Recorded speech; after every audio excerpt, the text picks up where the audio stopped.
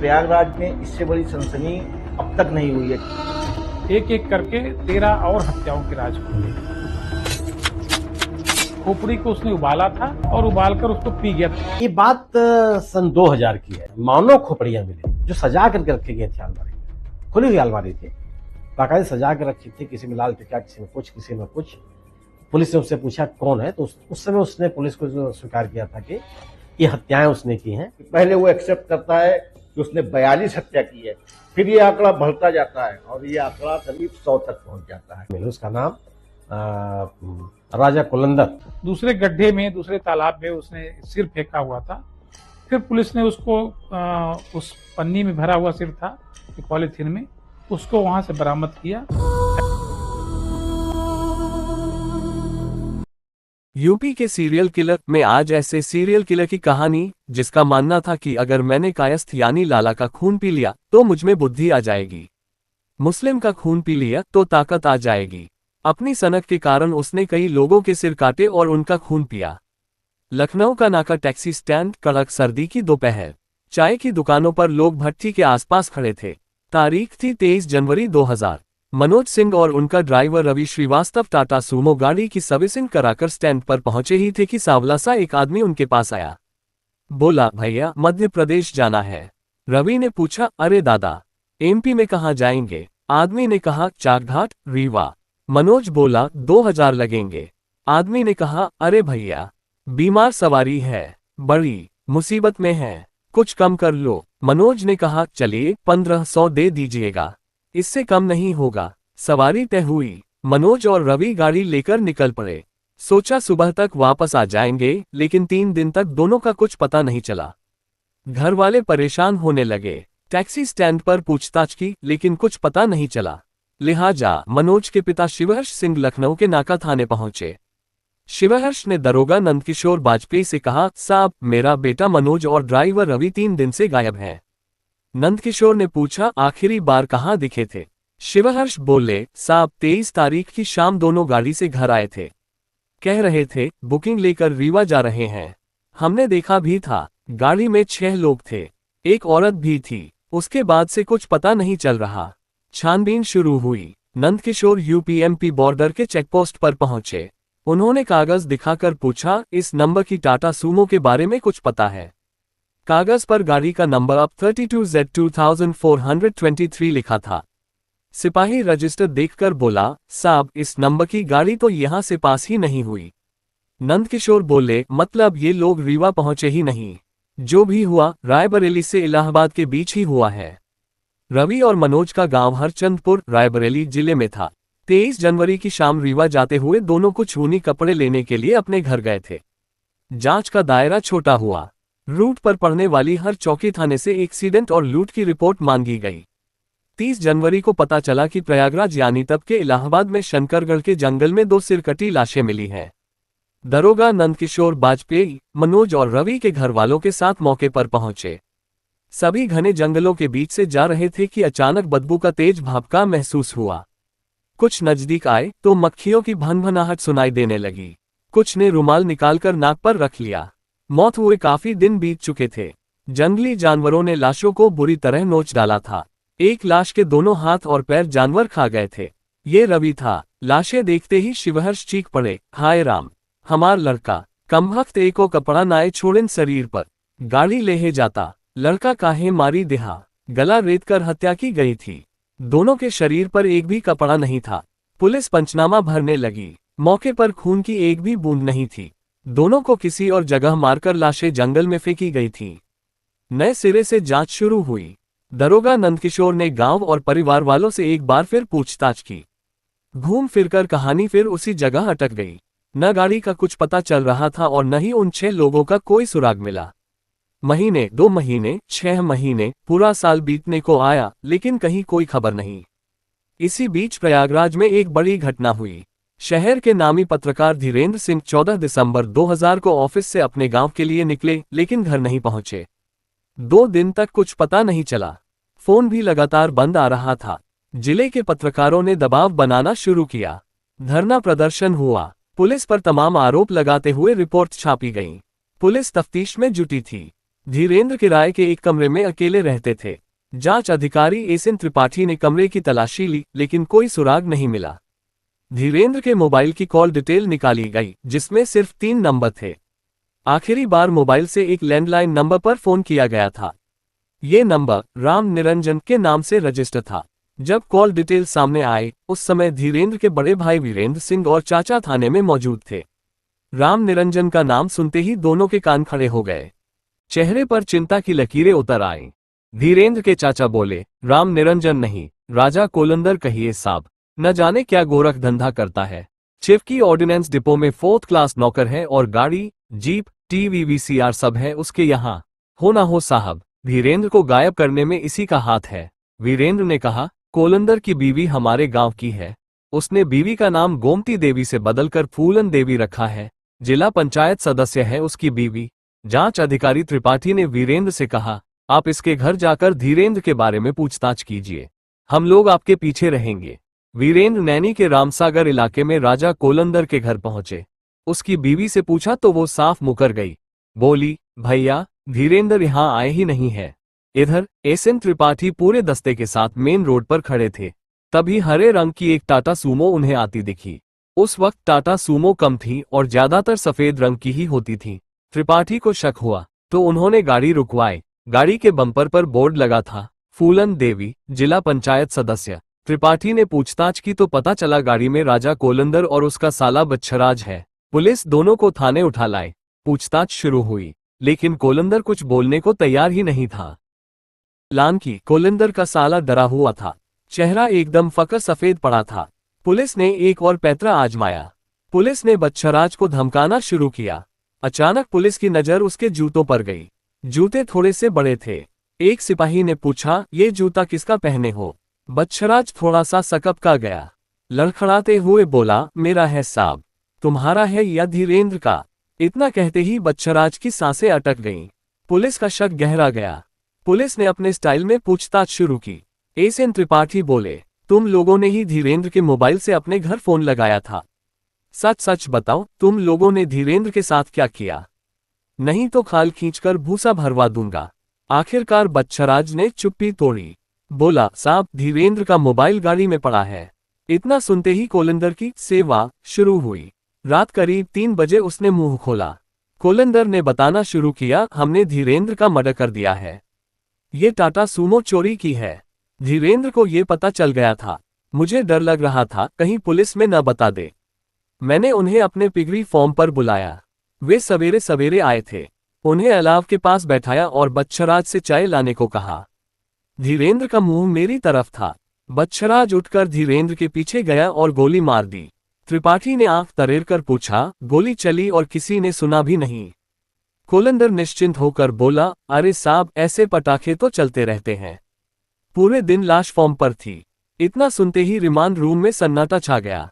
कुछ देर रुककर एसएन त्रिपाठी ने पूछा, लाश अभी भी फॉर्म में है? नहीं साहब, लाश तो रीवा में फेंक आए।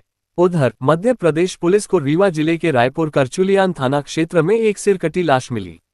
बॉडी पर कपड़े भी नहीं थे। न लाश की पहचान हुई और न ही किसी ने क्लेम किया, सो पुलिस ने फोटो वगैरह खींचकर लाश दफना दी। उसी रात रीवा पुलिस के पास इलाहाबाद से कॉल आई कि यूपी पुलिस कुछ दिनों से एक लापता पत्रकार को ढूंढ रही है। एसएन त्रिपाठी, धीरेंद्र के परिजन और राजा कोलंदर को साथ लेकर रीवा पहुंचे।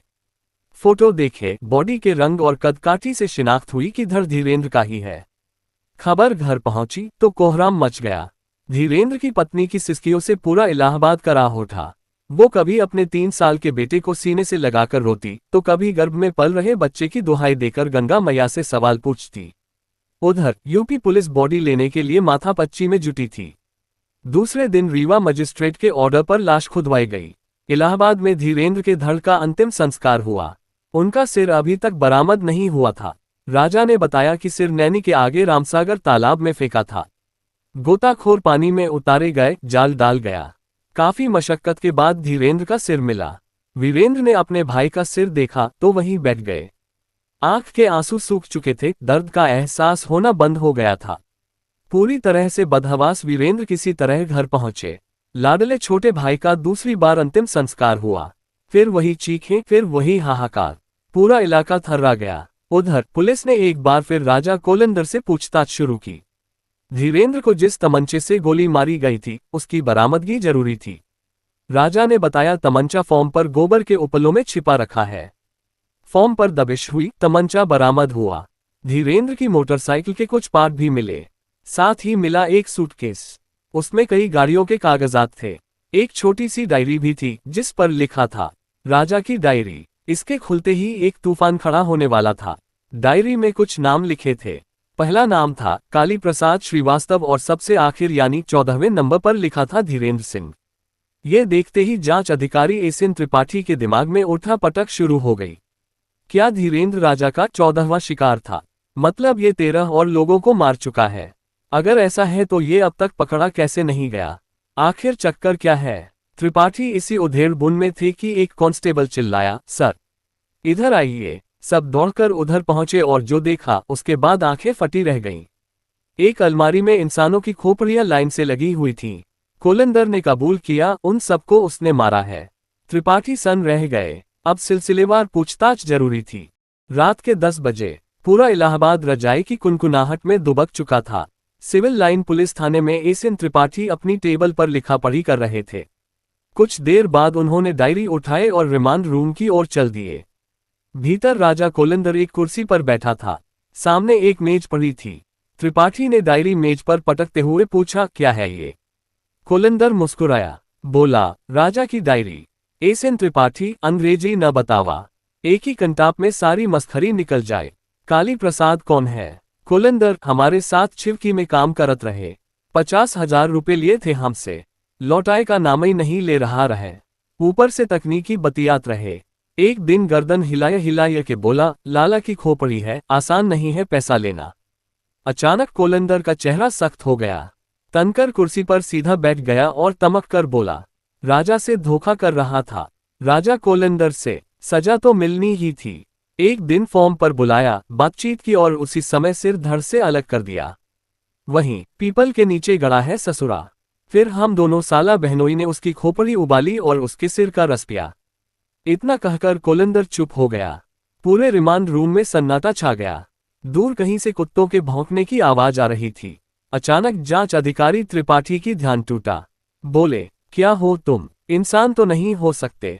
नरपिशाच हो, आदमखोर वहशी हो, आखिर क्या हो?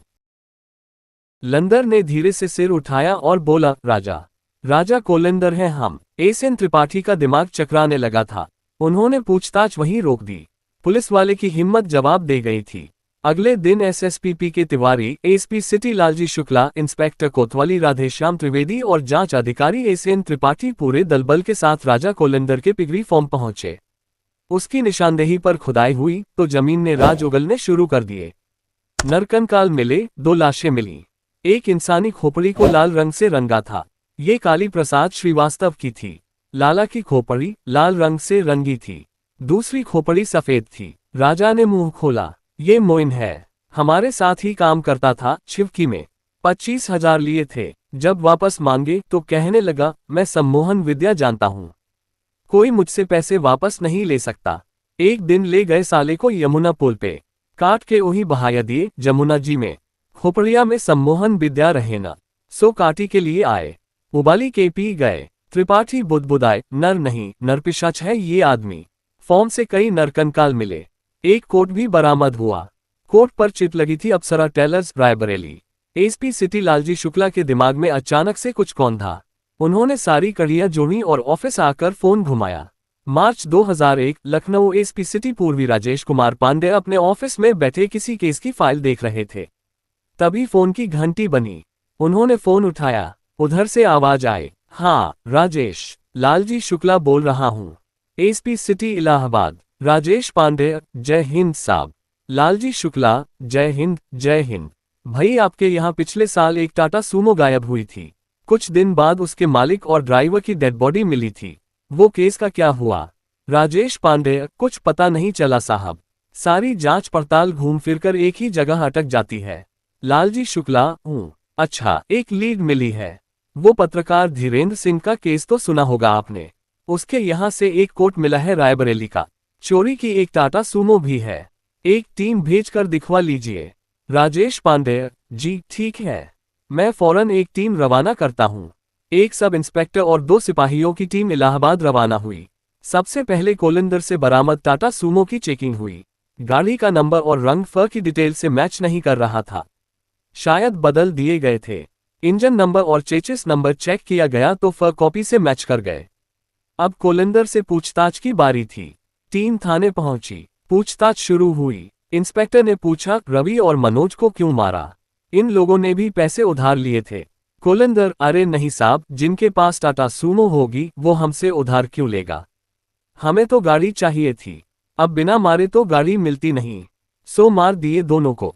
राजा की डायरी के पन्ने पलटते गए और एक एक मर्डर की कहानी सामने आती गई। 1998 काली प्रसाद अश्वी, पवन यादव, मोहम्मद मोइन, त्रिभुवन सिंह। 1999 अशोक कुमार, संतोष हैरिया, शंकरलाल, राजू। 2000 रवि श्रीवास्तव, मनोज सिंह, पप्पू पासी, सुल्ताना और धीरेन्द्र सिंह। कुल 14 हत्याएं। पत्रकार धीरेन्द्र के दोस्त और वरिष्ठ पत्रकार रतिभान त्रिपाठी बताते हैं, जब हमने उसे देखा तो यकीन नहीं हो रहा था कि उसने ही हमारे दोस्त धीरेन्द्र को मारा है। न जाने कितने कत्ल किए हैं। राजा कोलिंदर साधारण अपराधी नहीं, सीरियल किलर था। ऐसे किलर अलग अलग मकसद के लिए हत्याएं करते हैं। कोलिंदर का मकसद ताकत हासिल करना था। राजा कोलिंदर ने कायस्थ यानी लाला को मारकर उसकी खोपड़ी का सूप पिया। वो मानता था कि लाला के पास दिमाग बहुत होता है, अगर मैं उसकी खोपड़ी का सूप पीऊंगा तो उसकी बुद्धि मुझ में आ जाएगी। मुस्लिम की खोपड़ी के बारे में उसका कहना था कि ये खुराफाती होते हैं, इनके पास बहुत ताकत होती है, अगर हम इनका सूप पिएंगे तो मुस्लिमों की तरह ताकतवर हो जाएंगे। इसी तरह उसने कई जातियों के लोगों के सिर उबालकर पिए थे ताकि वो ऐसा इंसान बन जाए जिसके पास बल, विद्या, बुद्धि, धूर्तता सब कुछ हो। पत्नी का नाम बदलकर फूलन देवी करना, बच्चों के नाम अदालत, जमानत और आंदोलन रखना, पैसे उधार देकर महाजनी करना, इलाके की राजनीति में दखल रखना, ये सब ताकत और रुतबे के लिए उसकी अंधी भूख की ओर इशारा करते हैं। 23 मई 2025 लखनऊ की एडिशनल जज कोर्ट। कटघरे में करीब 65 साल का एक बुजुर्ग खड़ा है। सिर पर लंबी शिखा, सफेद कुर्ता पायजामा, कंधे पर गमछा। सामने बैठे जज रोहित सिंह ने फैसला पढ़ना शुरू किया। अभियुक्त ने साजिश के तहत रवि श्रीवास्तव और मनोज सिंह की हत्या की।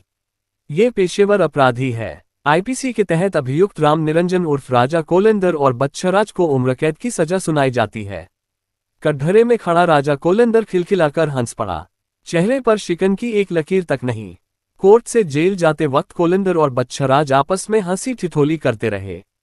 दिसंबर 2000 में गिरफ्तार होने के बाद 16 साल तक राजा कोलिंदर नैनी सेंट्रल जेल में बंद रहा। इस बीच 1 दिसंबर 2012 को पत्रकार धीरेन्द्र सिंह के मर्डर केस का फैसला आया। इलाहाबाद जिला अदालत ने राजा कोलिंदर और बच्चराज दोनों को उम्रकैद की सजा सुनाई। 2016 में कोलिंदर को लखनऊ जेल और फिर 2019 में उन्नाव जेल शिफ्ट कर दिया गया। इस वक्त कोलिंदर वहीं बंद है। कई केसों का ट्रायल अभी भी चल रहा है। धीरेन्द्र सिंह, रवि श्रीवास्तव और मनोज सिंह के परिवारों ने राजा कोलिंदर को फांसी की सजा दिलाने के लिए हाईकोर्ट में अपील की है।